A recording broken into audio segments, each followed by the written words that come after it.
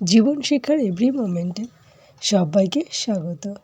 আজকে আমি হাজির হয়েছি ধোকার ডালনার রেসিপি নিয়ে।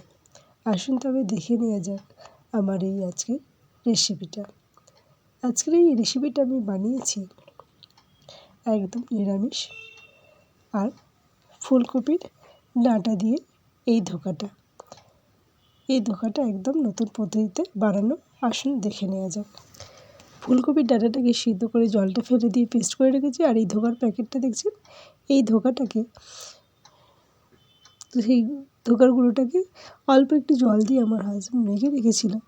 আমি ওকে বলেছিলাম পরিমাণ মতো জল দিতে, ও বুঝতে পারিনি, তাই এইভাবে মেখে রেখেছি। দুটোকে একসাথে করে এবার আমি মেখে নেব। এই থালাটা ধুয়ে একটু জলটা দিয়ে দেব। বুঝতে পারিনি কতটা জল দিয়েছি, তাই জলটা আমি এখানে অল্প অল্প করে দেব।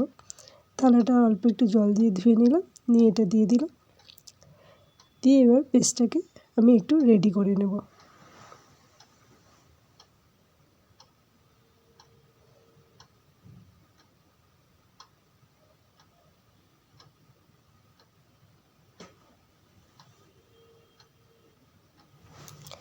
এবার এই পেস্টের সঙ্গে আমি দিয়ে দেব স্বাদ অনুযায়ী লবণ, আর দিয়ে দেব হাফ চামচ মতো চিনি। দুটো অ্যাড করে দিলাম। দিয়ে মিশ্রণটাকে আবার ভালো করে মিশিয়ে নেব সমস্ত উপকরণগুলো। দিয়ে এটাকে কিছুক্ষণের জন্য রেস্টে রেখে দেব। 10 মিনিট মতো রেখে দেবো, কারণ এর আগে 10 মিনিট মতো এটা ব্যাটারটা রেডি করা হয়েছিল। কড়াইতে তেল চাপিয়ে দিয়েছি। তেলটা গরম হয়ে যাওয়ার পরে এর মধ্যে দিয়ে দেব হাফ চামচ মতো মৌরি। গোটা মৌরি আমি এর মধ্যে দিয়ে দেব। মৌরি থেকে সুন্দর স্মেল বেরোতে শুরু করলে তারপর আমি এর মধ্যে দিয়ে দেব আগে থেকে তৈরি করে রাখা ব্যাটারটা।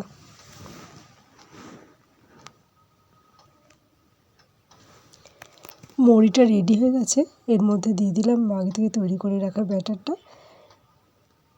পুরো ব্যাটারটা দিয়ে এবার আমি এটাকে একটা কড়াইয়ের মধ্যে নাড়াচাড়া করে একটা শুকনো শুকনো করে নেব। এবার নাড়াচাড়া করে একটু শুকিয়ে নেব। ধোকার মণ্ডটাকে আমি অন্য একটা পাত্রে নামিয়ে নিলাম। যে পাত্রে নামিয়ে নিয়েছি এটার মধ্যে আমি তেল মাখিয়ে নিয়েছি, যাতে এর গায়ের মধ্যে লেগে না যায়। এটাকে নামিয়ে নিলাম। এবার এই পাত্রের মধ্যে ব্যাটারটাকে আমি সুন্দর করে সেট করে নেব।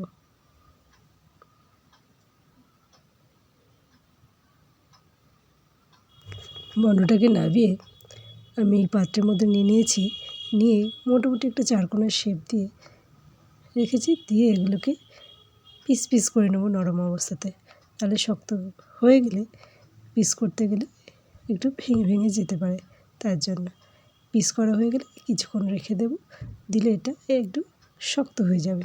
তারপরে আমি এগুলোকে ভেজে নেব। এবার আমি কড়াইতে সর্ষের তেল দিয়ে দিয়েছি। তেলটা গরম হয়ে গেলে ধোকার প্রত্যেকটা পিস আমি সুন্দর করে ভেজে নেব। তেলের মধ্যে একটা একটা করে দিয়ে দেব। দিয়ে এগুলোকে ভেজে নেব। সবগুলো একসাথে দেওয়া যাবে না, চারটে চারটে করে আমি ভেজে নেব।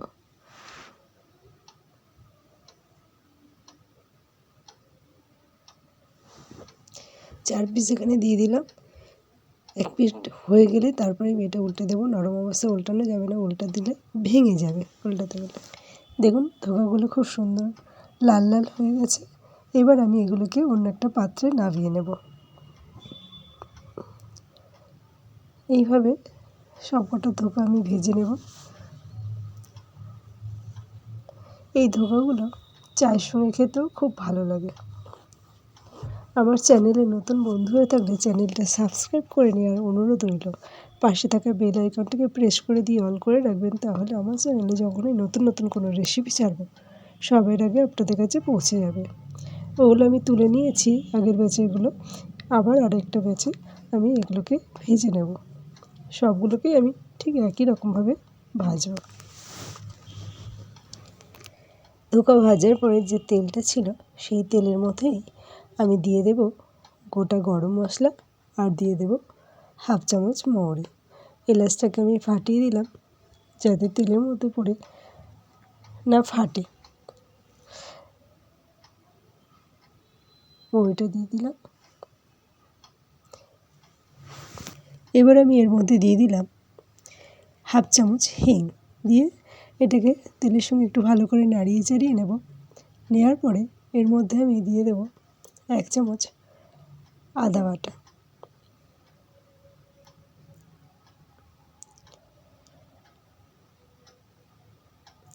আদা বাটাটা আমি দিয়ে দিলাম, দিয়ে তেলের সঙ্গে একটু নাড়িয়ে চাড়িয়ে নেব।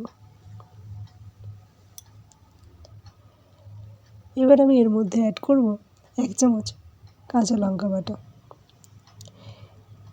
এখানে আমি কোনো রকমভাবে বেশি মশলা এখানে ব্যবহার করব না, একদম ঘরোয়া পদ্ধতিতে একদম নর্মাল এই ধোকার ডালনাটা আমি করব। লঙ্কাটা দিয়ে দিলাম, দিয়ে একটু ভালো করে নাড়িয়ে চাড়িয়ে কষিয়ে নেব মশলাটাকে।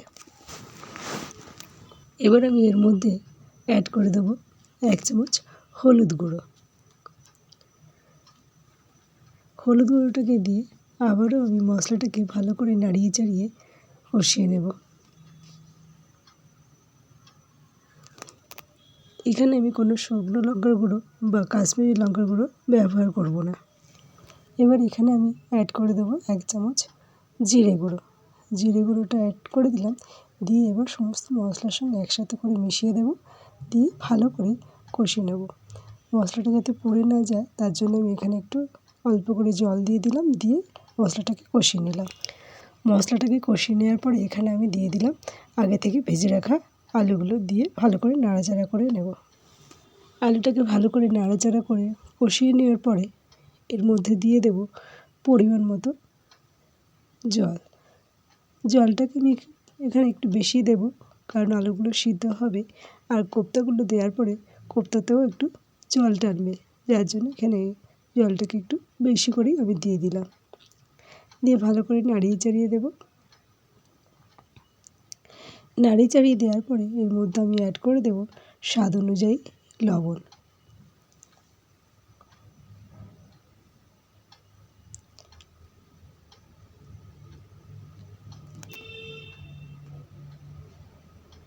লবণটা দিয়ে দিলাম। এবারে নাড়িয়ে চাড়িয়ে দিয়ে এটাকে ঢাকা চাপা দিয়ে কিছুক্ষণ ফুটতে দেব।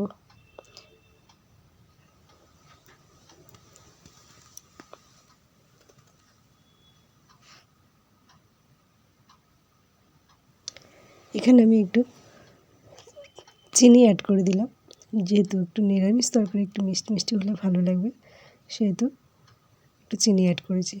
এবার দিয়ে দিলাম কোপ্তাগুলো, যেহেতু আলুগুলো সিদ্ধ হয়ে গেছে এবার কোপ্তাগুলো দিয়ে দিলাম। কোপ্তাগুলো দিয়ে বেশিক্ষণ ফোটানো যাবে না, তাই কোপ্তাগুলো আলু সিদ্ধ হয়ে যাওয়ার পরে দিলাম, দিয়ে একটু ফুটিয়ে নেব। এবার আমি এর মধ্যে অ্যাড করে দেবো গরম মশলা। গরম মশলাটা দিয়ে একটু নাড়িয়ে চাড়িয়ে কিছুক্ষণের জন্য ঢাকা চাপা দিয়ে রেখে দেবো, দিয়ে এটাকে নামিয়ে নেব। সবাই ভালো থাকবেন, সুস্থ থাকবেন। আজ এই পর্যন্ত, আবার অন্য কোনো দিন হাজির হয়ে যাব অন্য কোনো নতুন রেসিপি নিয়ে। ধন্যবাদ।